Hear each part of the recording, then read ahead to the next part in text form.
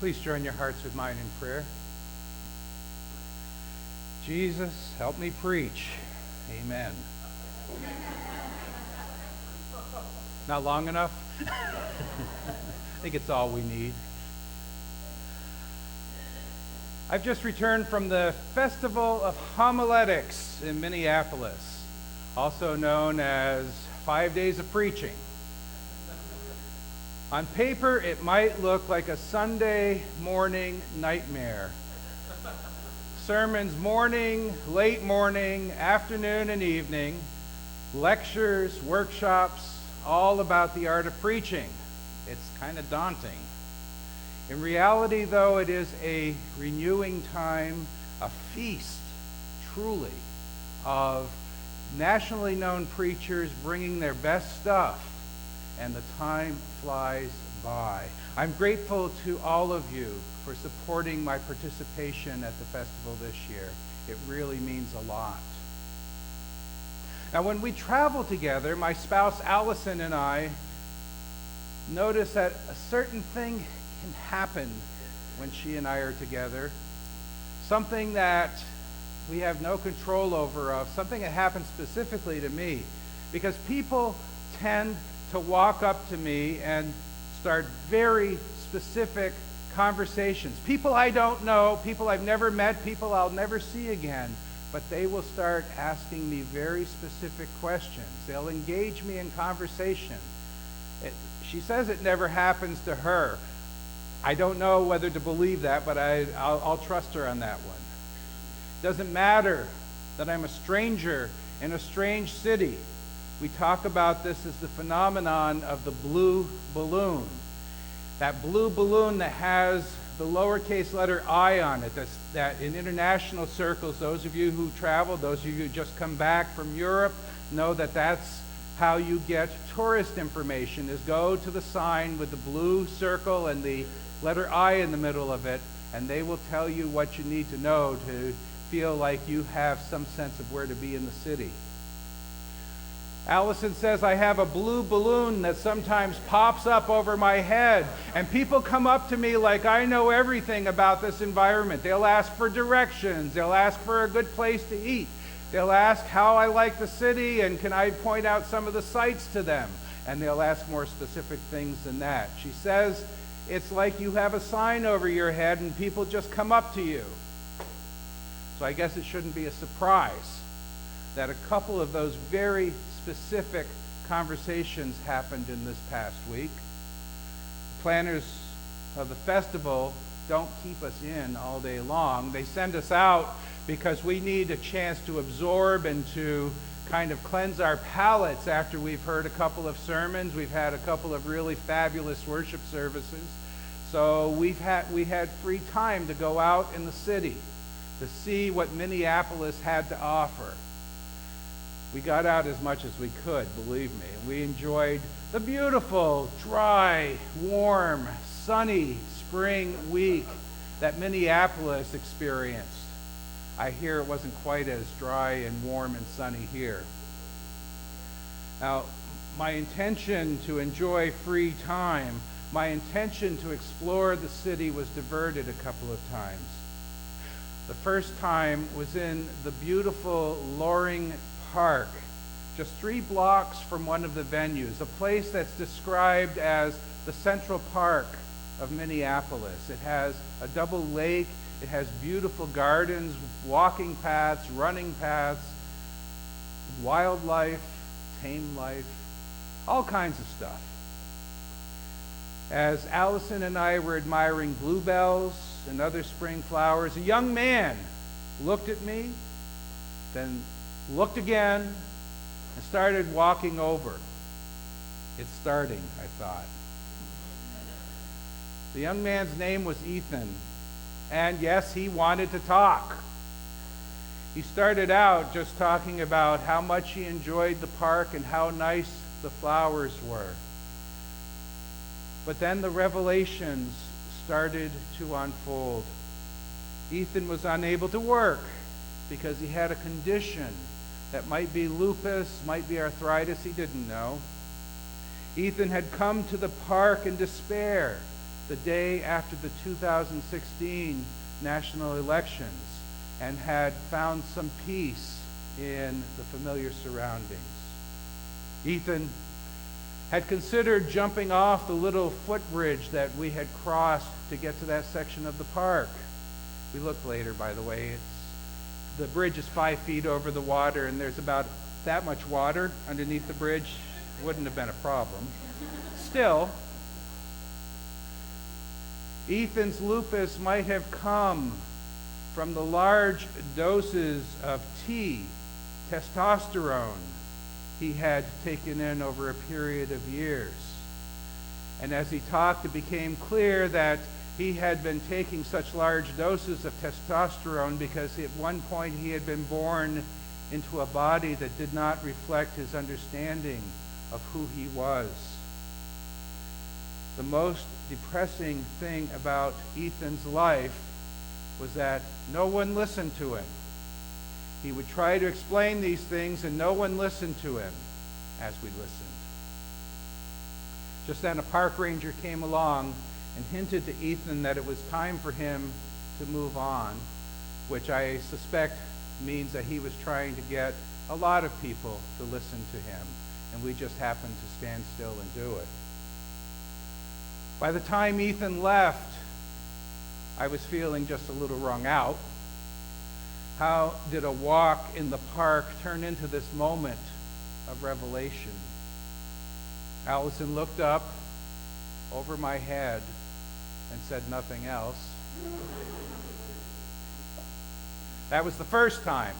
The second time was on Tuesday evening when we were at the fabulous Target Field to watch the Minnesota Twins and the LA Angels play a little game of baseball. This does not count as one of my baseball stories this year, by the way.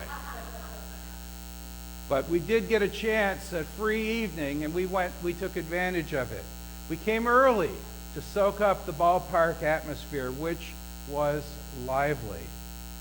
Allison and I love to take in the setting, the people, and the place where we're visiting. We're not much for talking during those times.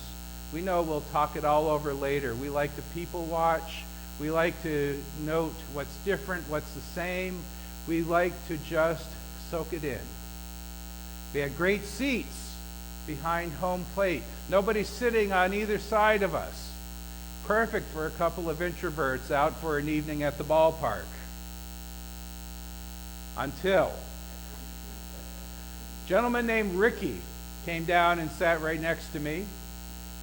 Ricky was a little humid, a little bleary, very talkative.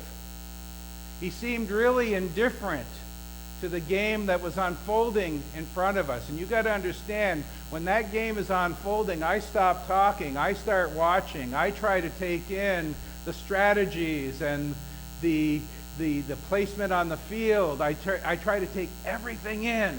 And in my head, I'm keeping score the whole time. I'm really absorbed, but Ricky was not. The inevitable question came up. And Matt, because of course we'd had to introduce ourselves to each other. Matt, what do you do for work? Uh-oh. I try to put off that question coming up just as long as I can. But when it does come up, I don't ever lie about it. I try to just be casual, but yes, I am a minister. Let the excuses and the provocative statements begin. Ricky had a lot to say, and it unfolded from a very ugly place in his mind. Ricky went to parochial school at a monastery, but he says it didn't take. Ricky wanted to know who was sponsoring this conference we were attending. It was Luther Seminary. So he assumed we were Lutherans. And he didn't have much good to say about what he kept calling the Lutheran Brotherhood. This was Minnesota, after all. It took until the bottom of the 6th inning for his real question to come out. Want to guess? I'll tell you. What does the Lutheran Brotherhood have to say about gay people? in church. Well, I had it out.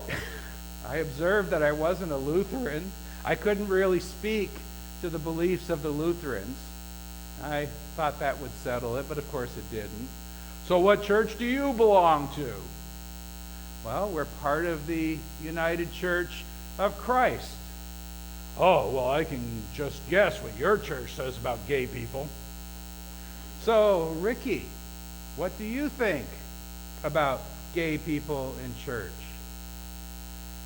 And he shared with me, well, I'm a Christian. I'm against it.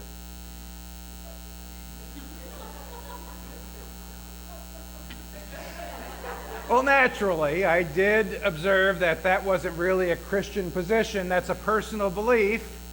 And he chewed on that for a while I went off to the concession stand for an inning and a half.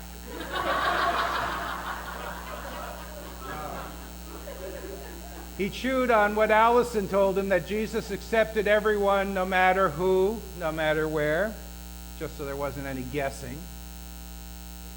In the end, we parted on civil terms. Was it an inevitable encounter? I don't know.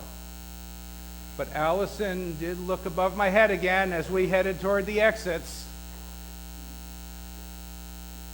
Now, Ricky and Ethan had both managed to divert me from the recreation I was seeking. I wasn't looking for either conversation. I just had wanted to enjoy the place where we were staying, to take a breather from the intense work, to get a sense of what Minneapolis is like, and maybe I did. My goals were entirely different, though, from what I encountered. What I thought was going to happen was not what happened. When we're not looking for it, when our goal is entirely different from what happens, the reality is that God's Spirit may have other plans for us.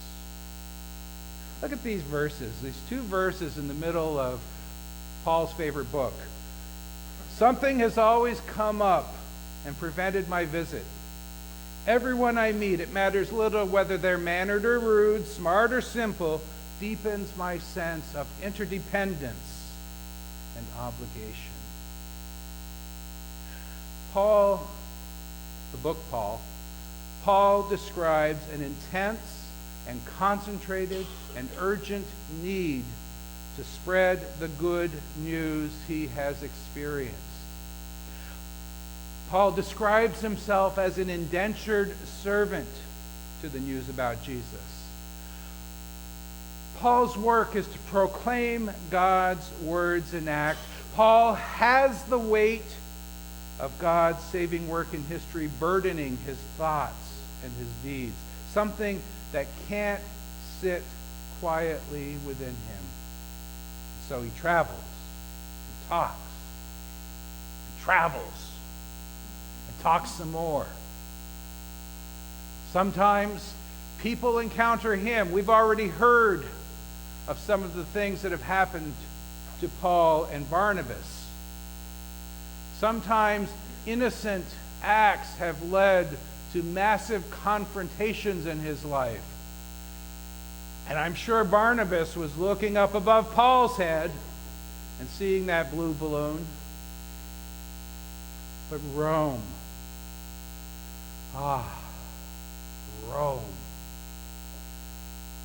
There's the place where Paul feels like he could relax just a little bit.